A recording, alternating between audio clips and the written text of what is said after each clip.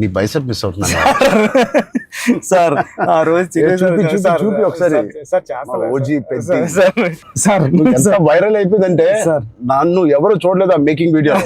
చిరంజీవి గారి ముందు నువ్వు చూపించిన బైసెప్ ఓజీ పెద్ది అని కూడా అనౌన్స్ చేస్తున్నారు. హెల్త్ బాగుండాలి sir. Thank you sir. Sir నేను ఒక విషయం చెప్పాలి సార్. చెప్పండి సార్. నేను జిమ్ కి దిల్షునగర్ లో చదువుకున్నప్పుడు, ఎంబీఏ చదువుకున్నప్పటి నుంచి నేను జిమ్ కి డబ్బులు కట్టాను సార్.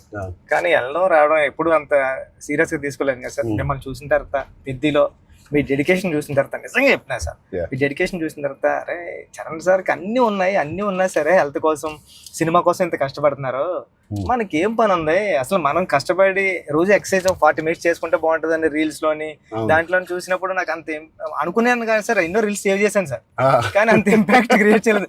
నేను జిమ్ కోసం నేను సేవ్ చేసిన రీల్స్ చూస్తే సార్, ఆ రీల్సే నాకు తెలిసి ఒక నెక్స్ట్ జన్మ కూడా సరిపోతుంది రీల్స్ సేవ్ చేశాను సార్. కానీ మిమ్మల్ని చూసిన తర్వాత డెడికేషన్ చూసిన తర్వాత రోజు 40 minutes చేద్దారని మాత్రం చేస్తున్నా సార్.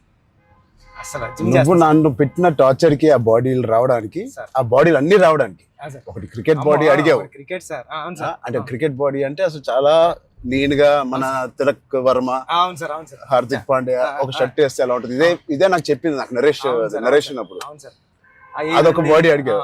కొన్ని రోజుల తర్వాత మళ్ళీ సార్ క్రికెట్ బాడీలో కూడా మీరు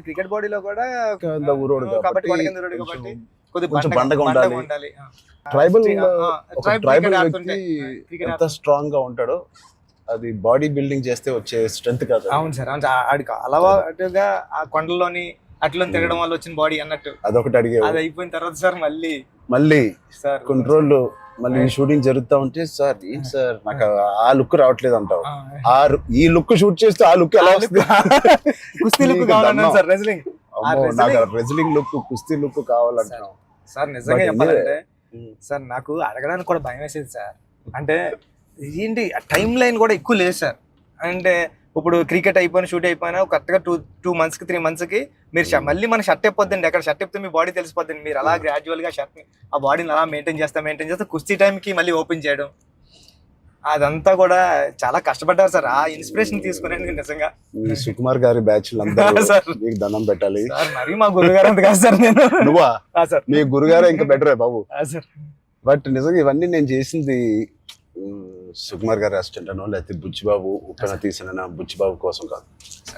నేను నిజంగా చెప్పాను, I was in love with your script. నువ్వు రాసిన కథ ఆ సరస్వతి దేవి కోసం నేను ఎన్ని చేసినా ఈ సినిమాకి తక్కువే అనుకుని ఏమడిగినా నేను చేశాను. అంత అద్భుతంగా నువ్వు రాస్తావు నీ సబ్జెక్ట్.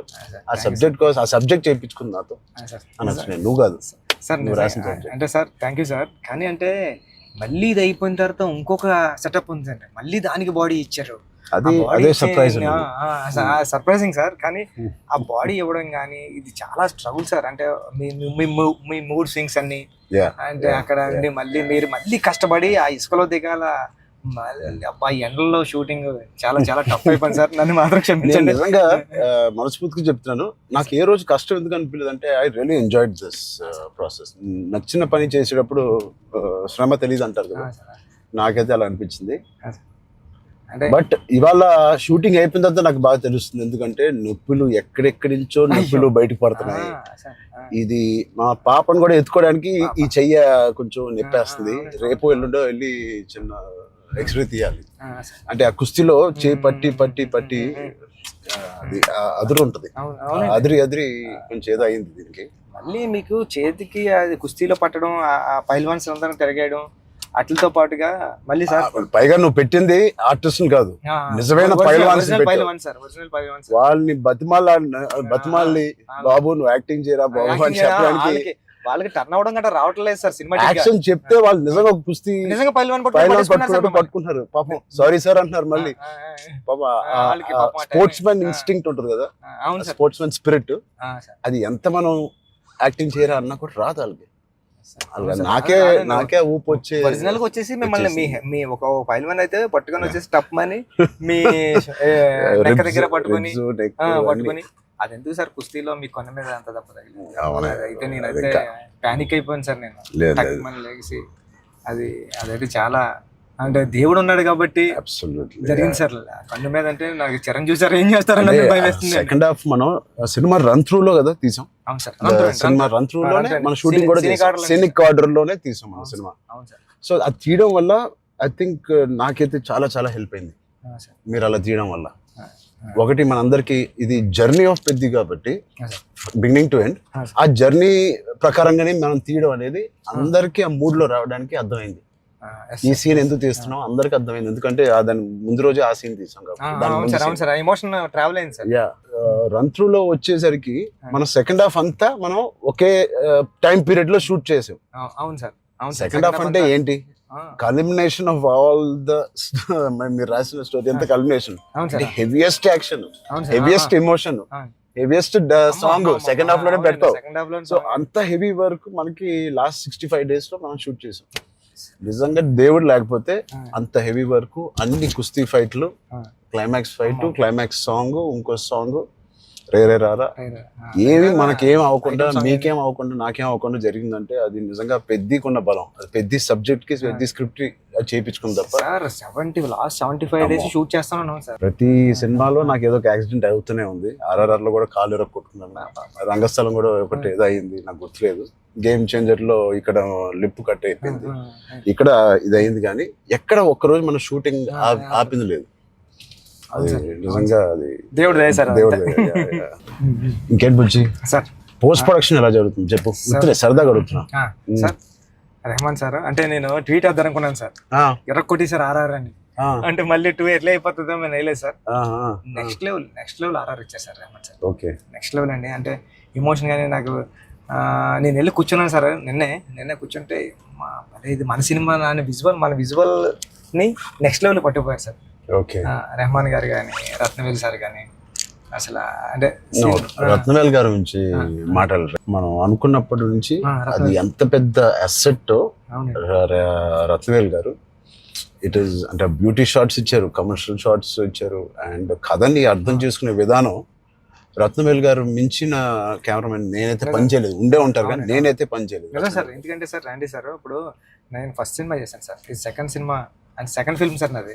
ఇంత పెద్ద కెమెరామ్యాన్ ఉండడం వల్ల నాకు చాలా పెద్ద సపోర్ట్ వచ్చింది సార్. రండి సార్ లాంటి ఉండడం వల్ల నేను ఏమైనా మిస్టేక్లు చేసినా సరే ఇది కాదు, ఇది చూసుకో ఒకసారి ఆలోచించుకొని వచ్చి చెప్పడం కానీ, బిగ్ బ్రదర్ దాంట్లో నో డౌట్ సార్.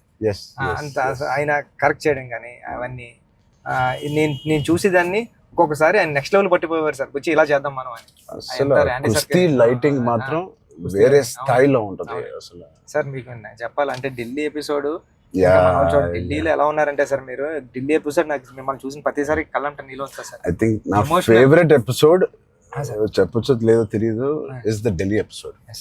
అంటే నీ కథ మొత్తం నువ్వు ఇందాక 2 గంటలన్నర కథ లేదా 3 గంటల కథ, ఆ ఢిల్లీ ఎపిసోడే మీ కథ. అవును సార్. ఢిల్లీ నేను ఢిల్లీ ఎడిటింగ్ రూమ్ లో చూసిన ప్రతిసారి మీకు కాల్ చేశాను సార్. నవీన్ అంటున్నారండి, ఎడిటర్ నవీన్ ఏమన్నాడంటే అండి, నవీన్ అన్న వచ్చి నువ్వు చూసిన ప్రతిసారి 20 కాల్ చేస్తున్నావు అని. అంటే దాంట్లో ఫ్రేమ్ తీసి కట్ చేద్దామన్నా సరే నాకు భయం వేసి తీద్దామా లేకపోతే ఇది ఒక్కటే తీసేద్దామా అంటే, నువ్వు ఒకసారి గుర్తుపెట్టుకో ఈ విజువల్ చూసిన ప్రతిసారి నువ్వు రామ్ చరణ్ సార్ కాల్ చేసావు, నువ్వు ఎలా చేస్తావు ఇది అంటే అవునా అయితే తీనని మళ్ళీ దాన్ని హోల్డ్ చేసి దాని బిఫోర్ ఎక్కడ కట్ చేశాను కానీ ఢిల్లీ కట్ చేయలేదు సార్. ఢిల్లీ ఎపిసోడ్ నాకు సినిమాలో నాకు ఫేవరెట్ ఎపిసోడ్. అవును సార్. ఢిల్లీలో అప్పుడు టెంపరేచర్ కూడా చాలా చలండి, పక్కన షూటింగ్ చేయడానికి కూడా అవన్నీ క్లైమేట్ కూడా కంట్రోల్ లేదు సార్. బట్ ఎపిసోడ్ మాత్రం ఢిల్లీ అని అనుకున్నాం, ఎలా షూట్ చేయాలని అనుకున్నాను. ఆ ఒక్క ఎపిసోడ్ కి రాండీ గారికి 100% మార్క్స్ ఇచ్చారు సార్. అందుకని దాన్ని వైడ్ రేంజ్ ఫ్రేమ్స్ తో స్పాన్ కానివ్వండి, అంత కలర్ టోన్ కూడా ఢిల్లీ దగ్గర కలపలే, ఫిల్మ్ కలర్ టోన్ మార్పు సార్. లుక్ అండ్ ఫీల్ కూడా మొత్తం అంతా ఢిల్లీ ఎపిసోడ్ లోనే ఒక వ్యవసాయం ఉంటుంది కాబట్టి మన సినిమాలో కదా ఎమోషన్ అంతా హోల్డ్ చేయడం కానివ్వండి. అవును సార్. సార్ నేను పాయింట్ కన్నా సార్ ఇది ఇంటూ 100. అవును సార్ నేను అది చెప్పాలనుకున్నప్పుడు కూడా అంటే ఒక స్టార్ హీరోకి అలాంటి పాయింట్తో ఎలా వర్కౌట్ అవుతుంది అన్న థింగ్ ఉంటూ కూడా సార్ అక్కడే హీరోయిజం ఒక ఒక 50 times పెరిగిపోతుంది సార్. అలాంటి సిచ్యువేషన్లో హీరోయిజం పడిపోతుందండి. అలాంటి సిచ్యువేషన్లో ఈ కథలో అలా సెట్ అయింది సార్. హీరోయిజం నెక్స్ట్ లెవెల్కి వెళ్ళి కూర్చుంటారు సార్ అక్కడ. చాలా కన్విక్షన్ తో రాశారు. అది అందరిలో ఎక్కిపోయింది నీ కన్విక్షన్. షార్ట్ లో నువ్వు నాకు ఇంకా గుర్తు, మా ఇంటికి 3 years back వచ్చింది సార్. అవును సార్, బాగా గుర్తుంది సార్ మీకు. సార్ నువ్వు నేను సుకుమార్ గారు కూర్చుని కథ వినాలని డిసైడ్ చేసిన రోజు నువ్వు ఎలా చెప్పావంటే కదా 2.5 hours నాకు ఇంకా గుర్తుంది. 2 hours 40 minutes 45 minutes. అవును సార్. కింద మంచి మ్యాట్ అన్ని కిందే కూర్చుంటాను. మీరు కింద దిగిపోయారు సార్. మీరు కింద కూర్చున్నారు.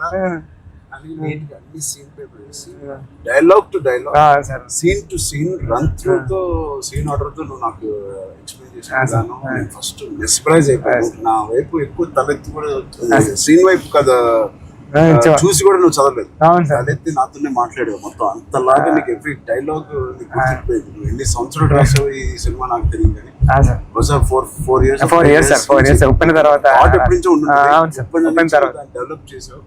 నువ్వు నరేట్ చేసిన గ్రిప్పింగ్ గా నరేట్ చేసిన విధానం కానీ నేను మెస్ప్రైజ్ అయిపోయాను. అసలు ఏ కథ చెప్తున్నాడు తర్వాత చెప్పిన విధానానికి నేను సార్. నాకు డౌట్ సార్, కథే అంటే అక్కడ రామ్ చరణ్ సార్ కాదు, బుచ్చిబాబు కాదు, అంటే కథే అంటే కథను నమ్మిన డైరెక్టర్గా నేను వచ్చాను సార్. కథను నమ్మిన డైరెక్టర్గా వచ్చి మీకు నేరేషన్ ఇచ్చినప్పుడు నాలో భయాలు చాలా ఉన్నాయండి. ఇలాంటి స్క్రిప్ట్ ఓకే చేయడానికి, ఇలాంటి ఎమోషనల్ డ్రామా అంటే పెద్ద అంటే యాక్షను, క్రికెట్, రెజ్లింగ్ కాదు సార్. పెద్ద అంటే ఎమోషను. నేను నేరేషన్ ఇచ్చిన ప్రతిసారి నా కళ్ళంట నీళ్ళు వచ్చాయి సార్. అరే అంటే ఏడ్ చేస్తున్నాను కాబట్టి ఏడ్ చేసిన కొన్ని సీన్లు అక్కడ చెప్పడం కూడా తోసేసేవాడి సార్. కానీ ఇలాంటి స్క్రిప్ట్ని మీరు విన్నప్పుడు మీ ఫీలింగ్ అంటే మీరు ఏమనుకున్నారు సార్? అంటే ఇలాంటి స్క్రిప్ట్ చెయ్యాలనుకున్నారా? సుకుమార్ గారు ఇచ్చిన కాన్ఫిడెన్స్ వల్ల, సుకుమార్ గారి బ్యాచ్ వల్ల ఆయన ఎందుకో నన్ను చేయమని అడగడం ఏదో ఒకటి ఉంటుంది. లేకపోతే నాకు లేదు కదా ఇంకేదో ఉంది కదా అనుకునే టైంలో సడన్ గా ఇది చేసాము. మన ఇద్దరం ఎప్పటి నుంచో రంగస్థలం టైం నుంచి మనం ఇద్దరం పని చేయాలనుకున్నాం. అది ఇంత తొందరగా ఫస్ట్ సుకుమార్ గారు ఏదో ఉంటే అప్పుడు మనకు చెప్పారు. బట్ నాకు ఏం నచ్చిందంటే పెద్ద అనే ఫిలిం లో నువ్వు అన్అడల్టరేటెడ్ గా అంటే ఏవి కమర్షియల్స్ గా ఆలోచించడం కానీ ఫ్యాన్స్ పరంగా కానీ ఏ ఉద్దేశం లేకుండా ఆ కథకి ఏది న్యాయం అదే నువ్వు రాసావు, అదే నాకు చెప్పావు. అక్కడ నీ నిజాయితీ